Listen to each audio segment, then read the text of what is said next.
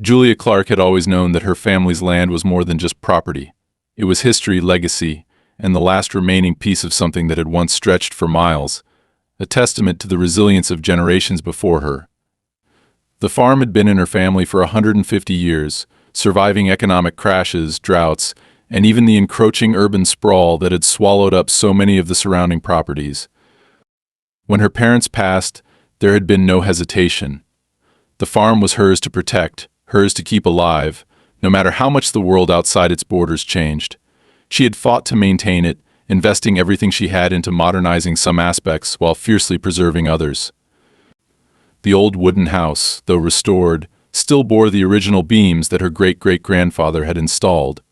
The fields, rich and fertile, continued to produce some of the best organic crops in the region, while the barns and silos stood as silent guardians of the past. She was no stranger to challenges. Running a farm was a never-ending battle against time, nature, and the unpredictable fluctuations of the market, but nothing could have prepared her for the letter that arrived one crisp autumn morning. It came in a plain, unmarked envelope, the kind that usually carried bank notices or legal documents. The return address was a P.O. box, and inside was a single sheet of paper with cold, precise wording. The letter stated that her property had been incorporated into a newly expanded residential development zone and was now subject to the governing rules of the local property association. Effective immediately, she was expected to comply with all regulations, including zoning laws, maintenance standards, and monthly dues. There was no mention of consent, no request for her approval, just a bold declaration that the land she had fought for, worked on, and sacrificed for was no longer entirely hers. At first she thought it had to be a mistake. Bureaucratic errors were common, and zoning shifts sometimes caused confusion, but as she read further, her stomach tightened. The letter was signed by Frederick Wells, the president of the association, and included a list of immediate violations she was expected to correct. The fencing around her pasture was deemed non-compliant. Her barn was classified as an unsanctioned structure. Even the gravel road leading up to her house was marked as unauthorized infrastructure. The final note was the one that set her blood-boiling. Failure to acknowledge and address these issues within 30 days would result in fines, legal action, and potential forfeiture of the land under the association's eminent domain clause. Julia didn't need to be a lawyer to recognize what was happening. Someone, somewhere, had orchestrated this. There was no way that a property like hers, land that had never been part of any planned development, could suddenly fall under the control of an association she had never agreed to join. The land was zoned for agricultural use, passed down in a direct line through generations, with clear legal documentation proving its independence from any surrounding subdivisions. But as she read the fine print, she realized that wasn't the issue. The problem was that someone had changed something. A loophole had been exploited. A document had been signed, maybe forged, maybe reinterpreted in just the right way to make this a legal claim rather than a simple mistake. She spent the rest of the day digging through her files. The original deed was there, untouched. The boundary surveys she had commissioned were still valid, showing the clear separation between her property and the nearest residential development. But when she searched county records online, she found something that sent a chill through her veins. The latest zoning updates included a revised map, dated 6 months prior, in which her land was suddenly labeled as part of a future residential integration initiative. That phrase alone was enough to make her stomach turn. It was a sanitized way of saying that someone had already planned for her land to be taken before she even knew it was happening. The next morning, she drove into town to get answers. The county office was a dull, windowless building, the kind that smelled of old paper and disinfectant, and the clerk at the desk barely looked up when she asked to see the official records. After a few minutes of typing, the woman printed out a document and handed it over with a neutral expression, as if she weren't handing Julia the possible death sentence of her farm. The document was a zoning reclassification notice, signed off by the local planning commission, and there it was again, Frederick Wells. Julia clenched her jaw, her mind racing. She knew that name. She had never met the man personally, but she had heard of him. Wells wasn't just some bureaucrat pushing paperwork. He was a developer, a businessman with a reputation for swallowing up old properties and flipping them into high-end communities. He didn't run the association out of some civic duty, he ran it like a machine, turning land into profit, homes into commodities, and now he had set his sights on hers. It was no longer a question of bureaucracy. This wasn't a misunderstanding. This was a deliberate move to push her out. On the way home, she took a detour through the back roads that lined her property, wanting to clear her head, but when she reached the western edge of her land, she saw something that stopped her cold. A new sign, freshly posted, standing right on her fence line. Future site of Magnolia Estates. The sign had a sleek, modern design, complete with a mock-up of neatly lined houses, manicured lawns, and winding sidewalks. The kind of sterile, manufactured perfection that erased history rather than coexisting with it. And beneath the elegant lettering, in smaller print, was the development company's name, Wells Company. Julia felt the heat rising in her chest, a mixture of fury and disbelief. They hadn't even waited for the legal battle to play out before staking their claim. This was intimidation, a psychological tactic designed to make her feel like her fight was already lost. If she backed down now, if she gave in to the pressure, the farm would be gone within months, paved over and repackaged as a luxury escape for city transplants who had no idea what this land had once been. She took a slow breath, forcing herself to stay calm. Panic was what they wanted. Desperation was what made people sell, what made them walk away quietly defeated. She wasn't going to be one of them. Her land wasn't just dirt and property value. It was a legacy, a testament to her family's survival, to the generations that had built something real on this soil. And if Wells thought he could take that away with a few legal maneuvers and a sign in the ground, he was about to find out how wrong he was. She wasn't backing down. This wasn't over. Julia didn't waste time. The moment she got back to the house, she grabbed a fresh notebook, her laptop, and a pot of coffee, then sat down at the heavy wooden table in her kitchen, the same table where her father used to spread out the farm's financial records. Where her grandfather had once meticulously planned every planting season. She wasn't just going to fight this, she was going to tear it apart piece by piece until she found the crack that would make the whole thing collapse.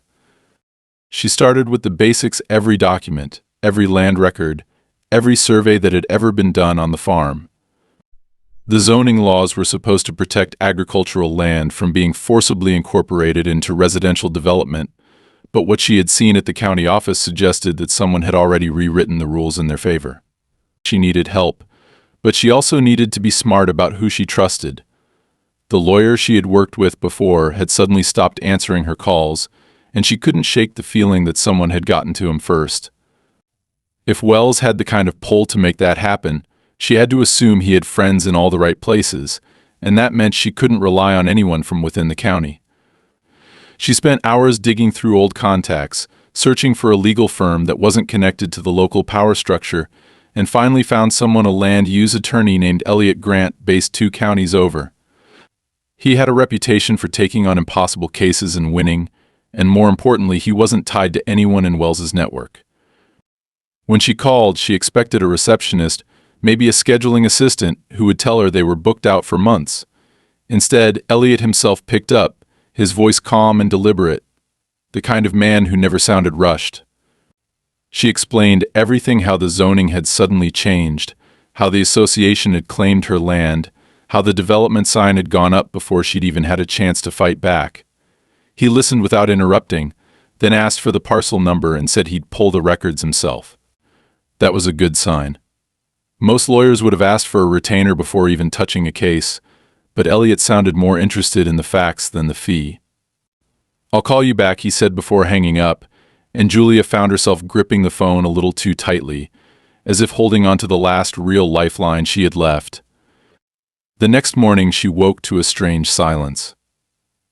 Normally the farm was alive with sound: the hum of the irrigation system, the distant calls of the cows in the pasture, the rustling of the wind through the tall grass. But today it felt wrong, like the land itself was holding its breath. She stepped outside and immediately saw what was missing. The fence along the southern border was gone, not broken, not damaged by weather or animals, gone. Every wooden post, every strand of wire vanished as if it had never been there. She took slow, measured steps forward, forcing herself to stay calm, but her pulse was hammering in her ears. This wasn't an accident. Fences didn't just disappear overnight. Someone had done this deliberately, and they had done it fast. She scanned the ground, looking for tire tracks, footprints, anything that might tell her who had been here. But whoever had done it had been careful. They hadn't left a trace. Except for one thing. A single metal stake driven into the ground, with a laminated tag fluttering in the breeze. She knelt, already knowing what she was going to see before she even touched it. The tag bore the same corporate logo from the development sign at the western edge of her property, Wells Company. Beneath it, a simple message typed in cold, bureaucratic print. Unauthorized structures have been removed in accordance with community regulations. Her hands clenched into fists. It wasn't just that they had stolen her fence. It was the message they were sending that they could walk onto her land, take what they wanted, and there was nothing she could do about it. She wasn't having it. Before she even thought about what she was doing, she grabbed the metal stake and ripped it out of the ground, throwing it as hard as she could into the dirt. Then she stormed back to the house, grabbed her truck keys, and drove straight into town. She didn't bother calling ahead. She didn't care if Wells was in his office or at a meeting. She was going to find him, and she was going to make him look her in the eye while he explained what the hell he thought he was doing. The office was in a sleek, modern building on the edge of town, the kind that didn't belong in a place like this, all glass and steel, like a monument to money. She pushed through the doors, past the receptionist who barely had time to protest, and found herself standing in a spacious, immaculate lobby that felt too polished, too controlled. And then, there he was, Frederick Wells. He was exactly the kind of man she expected him to be: clean-cut, sharp suit, an air of calculated arrogance about him. He was speaking with someone, laughing at something they had just said. But the moment he saw her, his smile didn't disappear, it just changed. Into something colder. Something amused. "Miss Clark," he said smoothly, like he had been expecting her all along. What a surprise. She forced herself to stand tall, to keep her voice even, because she knew that was the only way to win against men like him. "You stole my fence." His lips twitched, like she had just said something amusing. "I wouldn't call it stealing. You were notified that all non-compliant structures would be removed." "My fence was compliant," she shot back, his head tilted slightly. "Not according to the most recent property guidelines." She took a step forward, and for the first time, his expression faltered just slightly. He wasn't used to people pushing back. He was used to intimidation working. "You have no legal right to my land," she said, voice steady. "I didn't agree to your terms. I didn't sign any documents. And I don't care how much money you've sunk into this project, you are not taking my farm." For the first time, Wells's smile disappeared completely. He sighed like he was dealing with a stubborn child, then folded his hands on the desk in front of him. "Ms. Clark, you seem to be under the impression that this is still a negotiation." "It isn't. The decision was made months ago. Your land is already earmarked for development. Whether you want to cooperate is irrelevant." Julia stared at him, forcing herself to remain still, even though every instinct screamed at her to do something, to fight, to break the smug certainty on his face. But then she realized something. He wasn't lying. He wasn't trying to pressure her into selling. He was talking like a man who had already won. Which meant there was something she hadn't found yet. Something they had already done. Something that had changed the game entirely. She turned on her heel and walked out without another word, because she wasn't going to waste another second. She had to find whatever it was he wasn't telling her, and she had to do it before it was too late. Julia drove back to the farm with her knuckles white against the steering wheel, her mind racing. Wells had spoken with such certainty, with the ease of a man who wasn't worried about a fight because he believed the outcome had already been decided. That was what scared her more than anything else. He wasn't trying to persuade her. He wasn't bluffing. He thought he had already won. That meant something had already been set in motion, something she hadn't yet uncovered. If she was going to have a chance of stopping it, she had to find it before it was too late. The moment she pulled into the driveway, she saw it. A new notice, nailed to the old oak tree by the entrance, its crisp white paper stark against the rough bark. She didn't even bother shutting off the engine before jumping out of the truck, boots crunching against the gravel as she grabbed the paper and ripped it down. Final notice code violations. Her pulse pounded as she scanned the document. It listed an absurd number of infractions: failure to maintain compliant landscaping, unauthorized agricultural activity, improper waste disposal, and even structural safety concerns related to her own damn house. The kicker? She had 7 days to resolve all listed violations, or she would be subject to fines and further legal action. Her hands shook as she clenched the paper, fury rising like bile in her throat. They weren't even pretending to play fair. They were drowning her in red tape, hoping to bury her under so many legal hurdles that she wouldn't have the time or resources to fight back. She stormed into the house, tossing the paper onto the table before grabbing her phone. She needed to hear from Elliot, needed to know if he had found anything useful in the records. When he answered, his tone was unreadable, but she could tell he wasn't calling with good news. "I found what they did," he said without preamble. "And it's worse than I thought." Julia sank into a chair, gripping the phone tighter. "Tell me." "They didn't just rezone your land," Julia Elliott continued, his voice clipped and measured. "They filed a covenant agreement retroactively. It was submitted 3 months ago, and according to their documentation, you or your legal representative signed off on it." Her stomach dropped. "That's impossible. I never signed anything." "I know. But someone did, and legally it means your property is now part of their jurisdiction." The room felt too small, the air too thick. How the hell can they do that? "Because the county approved it," Elliot said grimly. "The paperwork went through without a hitch, which tells me someone inside helped push it along." Julia clenched her jaw. She should have expected this. Wells wasn't just some local businessman throwing his weight around. He had influence, and he was using it to rewrite reality itself. "What do we do?" she asked, forcing herself to stay calm. "We challenge the signature," Elliot said. "But that's not the real problem. Even if we prove it was forged, the legal process could take months, maybe even years. And in the meantime, they can keep hitting you with violations and fines, making it impossible to keep fighting." Julia exhaled slowly. It was a deliberate strategy: financial and legal exhaustion. They wanted to grind her down until she had no choice but to walk away. She wasn't going to let that happen. "I need to know who signed that document," she said, steel creeping into her voice. "I'll keep digging," Elliot promised. "But be careful. If they were bold enough to forge your consent, they won't hesitate to push harder if they think you're getting close." She thanked him and hung up, her mind already spinning with what she needed to do next. If they thought they could break her, they were about to find out just how wrong they were. That night, she couldn't sleep. Every time she closed her eyes, she saw that smug look on Wells's face, heard the certainty in his voice when he told her this wasn't a negotiation. Every instinct screamed at her that something worse was coming. And it did. At 3 in the morning, she woke to the sound of engines rumbling outside. For a split second, she thought it was a dream, but then she heard it again, the unmistakable sound of heavy machinery moving up her driveway. She bolted out of bed, grabbed the rifle she kept by the door, and yanked it open. What she saw made her blood run cold. A bulldozer, flanked by 2 large utility trucks, was moving toward the barn.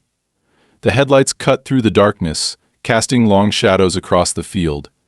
3 men in reflective vests stood nearby, their faces obscured by the harsh glare of the lights. Adrenaline surged through her veins as she stepped out onto the porch, leveling the rifle in their direction. "What the hell do you think you're doing?" she shouted, her voice cutting through the night. One of the men turned, seemingly unfazed by the weapon aimed at him. "You've been served a demolition order," he said, his tone almost bored. "Unsafe structures need to be removed immediately." Julia's heart slammed against her ribs. They were tearing down her barn, without warning, without due process. They were just doing it. "Turn those machines around," she said, her voice ice. "Now." The man hesitated, his eyes flicking to the rifle. He wasn't stupid. He knew she wouldn't shoot, not yet, anyway. But he also knew she wasn't bluffing. "You're interfering with a legal operation," he warned. She took a step forward, tightening her grip on the gun. "And you're trespassing on private property." The tension hung thick in the air. The bulldozer idled, the engine growling like some caged beast waiting to be unleashed. Then, finally, the man motioned for the crew to stop. The machines shut down, their growls dying into silence. "This isn't over," he said, stepping back toward the truck. Julia lowered the rifle only when the last of the vehicles disappeared down the driveway. Then she stood there, her breath coming fast, her hands trembling with the aftermath of adrenaline. They had just tried to erase part of her farm in the middle of the night, hoping she wouldn't wake up, hoping she wouldn't be able to stop them in time. This wasn't just about zoning anymore. This was war. She went inside and locked the door, her mind already shifting into strategy. They wanted her to be afraid, to feel isolated and powerless. But they had made a mistake. They had come at her head on. And now she knew exactly how far they were willing to go. She wasn't just fighting for her land anymore. She was fighting to destroy them before they could destroy her. Julia didn't sleep. After forcing the demolition crew off her land, she sat at the kitchen table, her hands wrapped around a cup of coffee that had long gone cold, staring at the pile of documents spread out before her. The problem wasn't just that Wells and his people were pushing her into a legal fight she wasn't equipped to handle, it was that they weren't even pretending to play by the rules. The forged covenant agreement, the sudden zoning changes, the fake violation notices, and now, a midnight demolition attempt on her barn. This wasn't a negotiation, and it wasn't a mistake. It was a calculated war of attrition designed to break her down, to make her give up before she could uncover the full scope of what they were doing.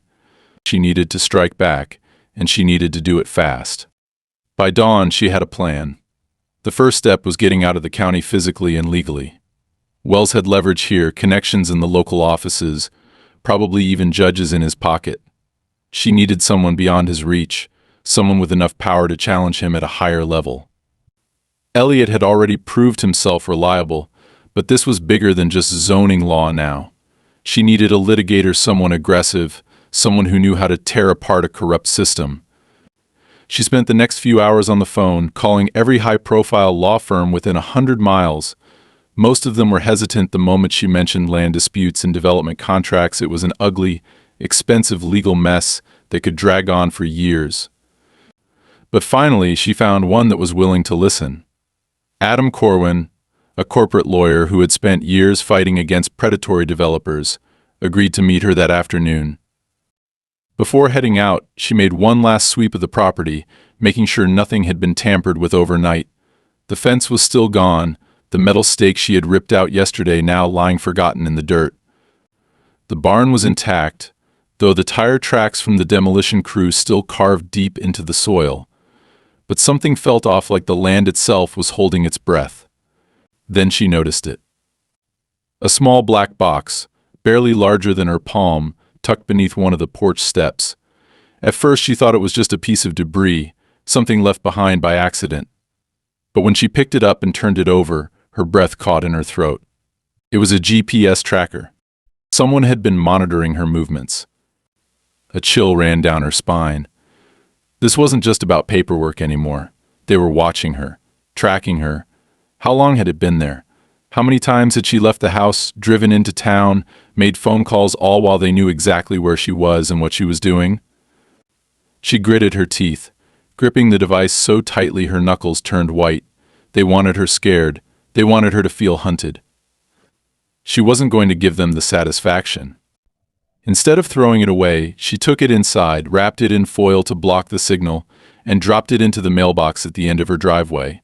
Let them track that. Then she grabbed her keys and drove straight out of town. Adam Corwin's office was in a high-rise building in the city, a stark contrast to the quiet, rural landscape she had left behind. When she stepped inside, she was greeted by a woman in a crisp suit who led her to a sleek conference room, its walls lined with shelves of legal books and framed degrees. Corwin himself was waiting, a man in his late 40s with sharp eyes and the air of someone who had spent his career dismantling men like Wells. She laid everything out for him: the zoning fraud, the forged documents, the illegal demolition attempt, the tracker she had found that morning. He listened carefully, flipping through the copies of the paperwork she had brought, nodding occasionally but never interrupting.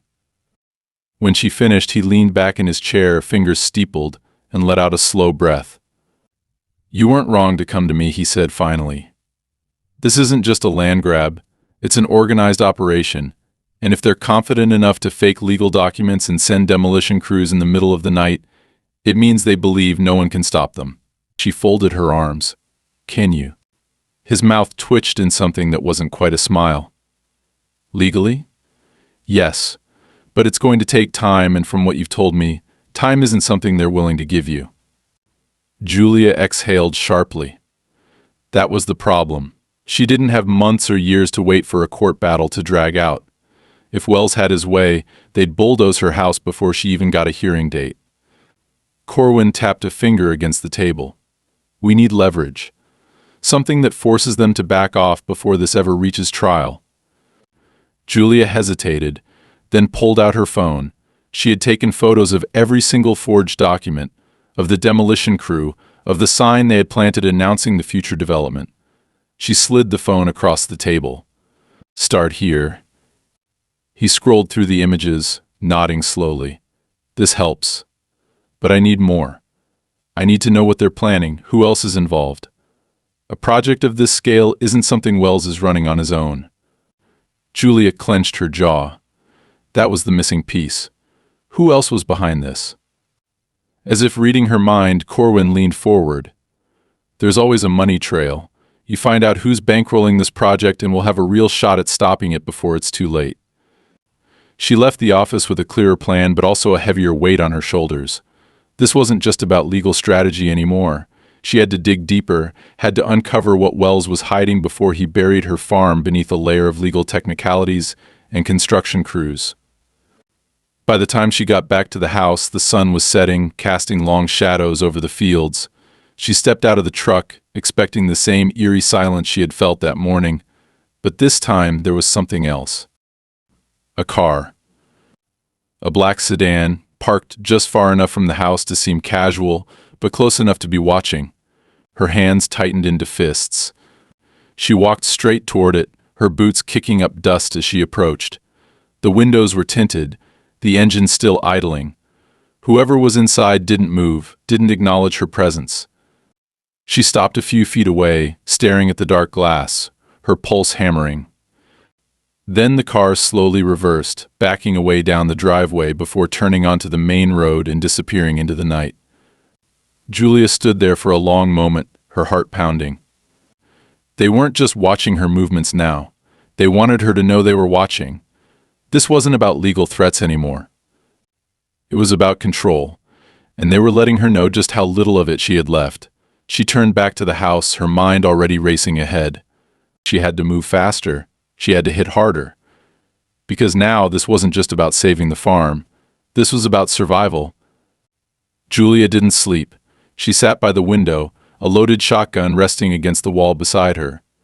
The black sedan had been a warning, just like the missing fence, the fake violations, the midnight demolition attempt. The message was clear: we are watching, we are coming. You cannot stop us. But Wells and whoever was backing him had made a mistake. They thought fear would break her. They thought intimidation would push her out. They had no idea who they were dealing with. She had a plan. Corwin had told her that the real battle wouldn't be fought in court, it would be fought in leverage, in secrets, in the things Wells and his associates didn't want exposed. There was always a money trail, always a weak link in an operation this big. The key was finding it before they closed the trap completely. She spent the morning digging through property records, cross-referencing every transaction tied to Wells' company. The rezoning of her land wasn't the first time they had pulled this stunt. There were at least a dozen other cases, each following the same pattern. Agricultural land, owned by a single family for generations, suddenly rezoned without consent, then absorbed into a larger development. Some of the cases had gone to court, but none of them had won.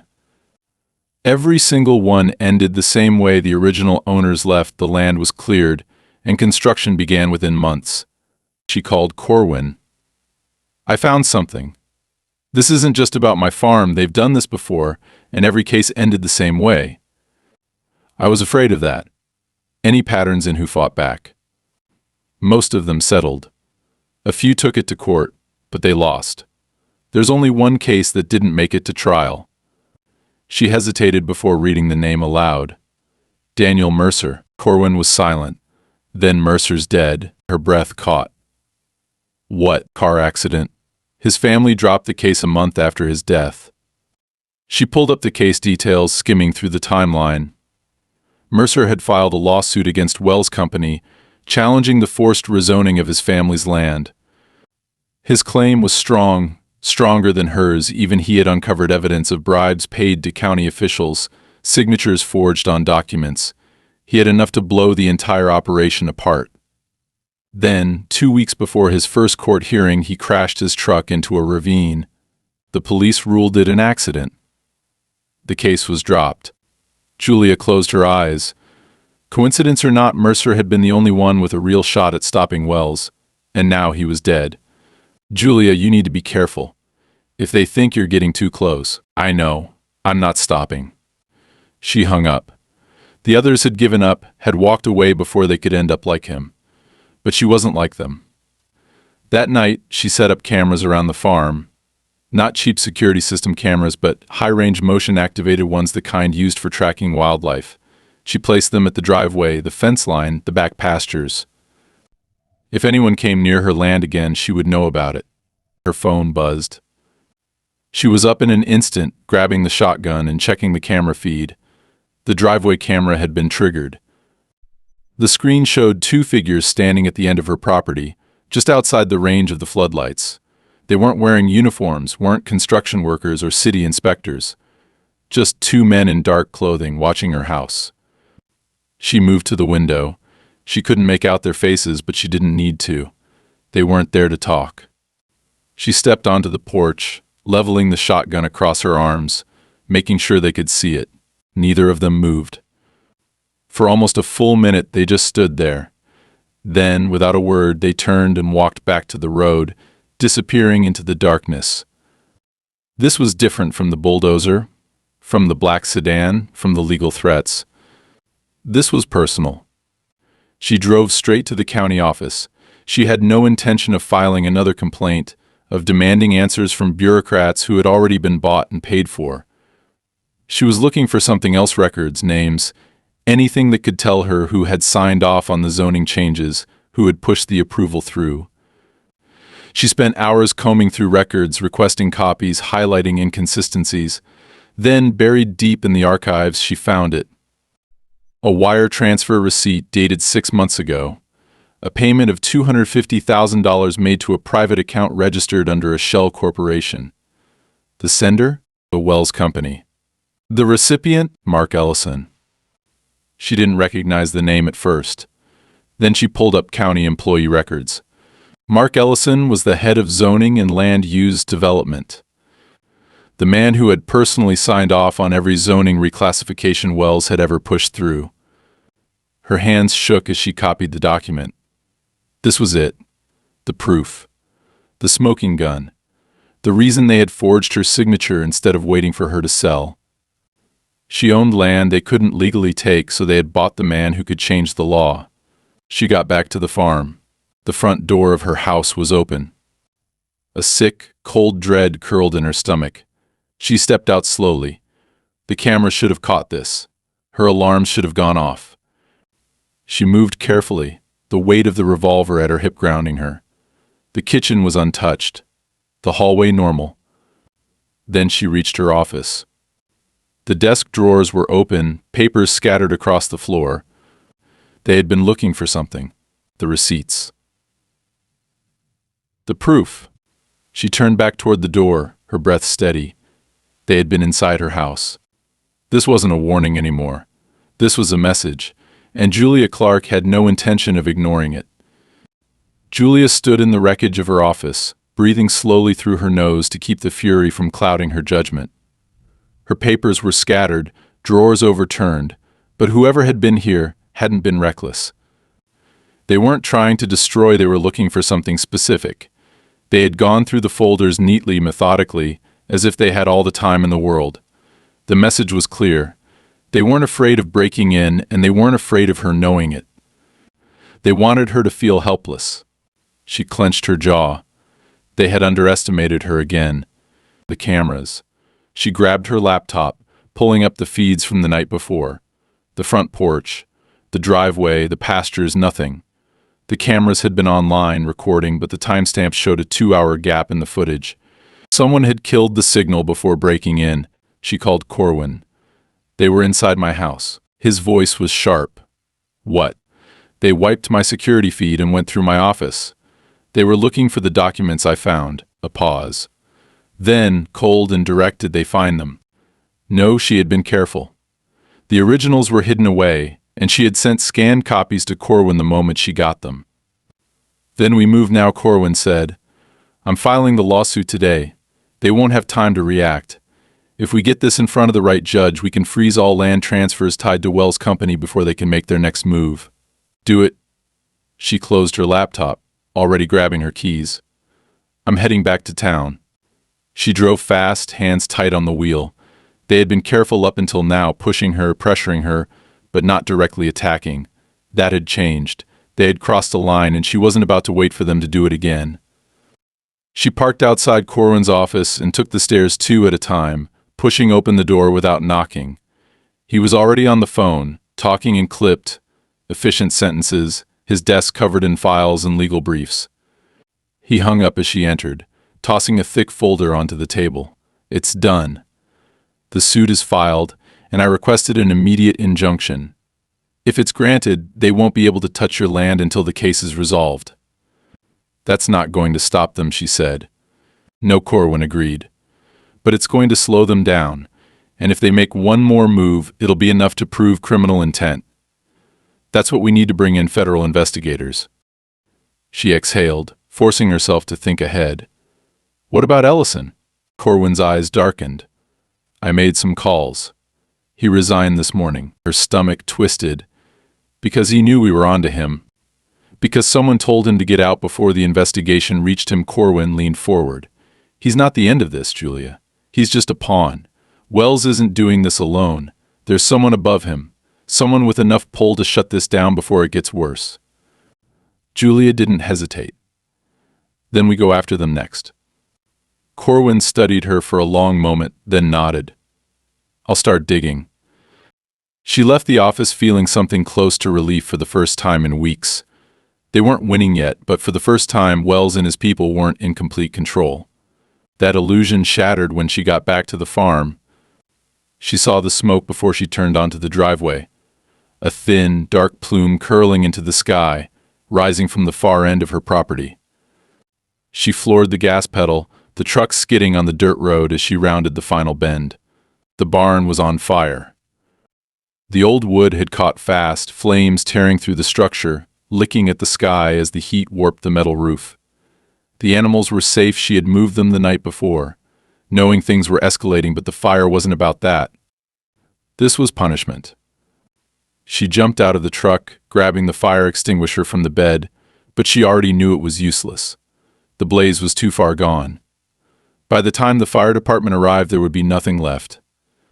She backed away, her breath ragged, hands shaking with fury. A flicker of movement caught her eye. Across the field, standing just beyond the flames, was a man in a dark coat. He wasn't moving, wasn't running. He was watching. Then, as if sensing her eyes on him, he turned and walked away. Julia's grip tightened on the extinguisher, knuckles white. Enough.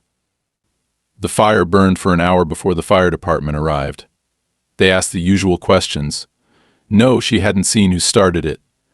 No, she didn't have security footage. Her cameras had already been compromised once. They told her what she already knew. The barn was a total loss. She stood in the ashes long after they left, staring at the blackened remains of what had once been the heart of her family's farm. Then she turned and went inside, grabbed her phone, and called Corwin. They burned my barn. A pause. Then, hard and certain, then we burned them back. They weren't waiting for the court battle anymore. This war was about to go nuclear. Julia stood in the charred wreckage of what had once been her family's barn, the scent of smoke still thick in the air. Everything inside had been lost equipment, feed, remnants of generations that had worked this land before her. The fire had done what Wells and his people had wanted. It had cut deep, made her feel like everything she was fighting for was slipping through her fingers. But as she stood there, staring at the smoldering ruins, all she felt was pure, unrelenting fury. She had tried to fight this the right way, to use the legal system, to push back through the courts. But Wells and the people protecting him had made it clear that they weren't bound by rules. They had sent people to her home, erased her security footage, stolen from her, and now they had burned a piece of her history to the ground. She wasn't going to let them win. She went inside, grabbed her phone, and called Corwin. "It's time," she said, voice steady despite the storm raging inside her. "We're ready," he said without hesitation. The injunction held. Wells can't touch your land until the case is heard, and we've got enough evidence to prove intent. But that's not going to be enough, is it? "No," she said, walking to the kitchen where her father's old ledger sat on the counter. "I need to take the fight to them." Corwin didn't argue. He knew. The next day, Julia left the farm for what she hoped would be the last time before this war ended. She drove into the city, her heart a steady drumbeat against her ribs. The lawsuit had forced Wells into a defensive position, and if she was right about what Corwin had found, today would be the day everything unraveled. She arrived at his office, and the moment she walked in, he handed her a folder.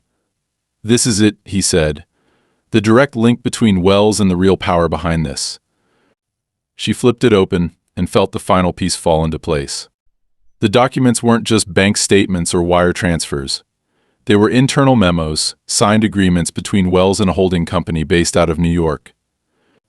A company that had been quietly acquiring land through backdoor deals, hiding behind smaller firms, using people like Wells to get their hands dirty. But this wasn't just about real estate. It was about mineral rights. Under her farm, under the land that had been in her family for 150 years, was something valuable. Something they had known about before she did. That was why they hadn't waited for her to sell. That was why they had forged documents, bought off officials, escalated every step of the way.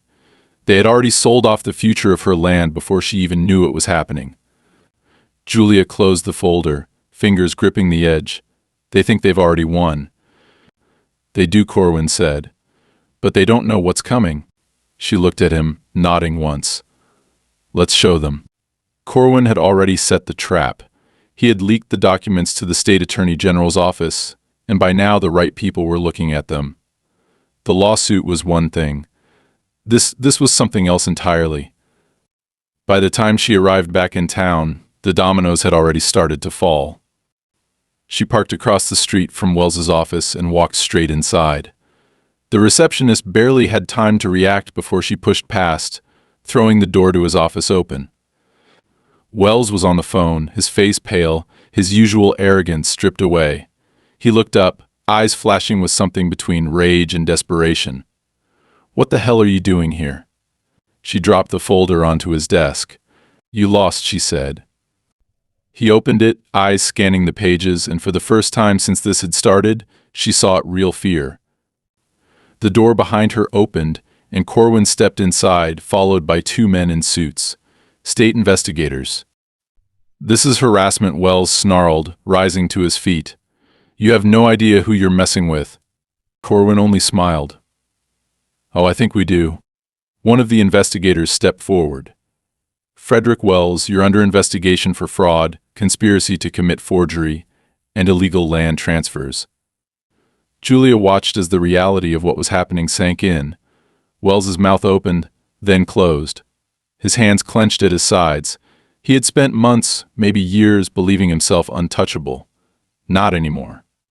By the time she walked out of that office, the weight that had been pressing against her chest for so long finally started to lift. The battle wasn't over. The lawsuits would take time, the investigations would dig deeper, and there would always be people like Wells out there waiting to take what wasn't theirs. But they wouldn't take her land. They would never take her land. She drove home, back to what remained of the farm, back to her future, the one she had fought for and won.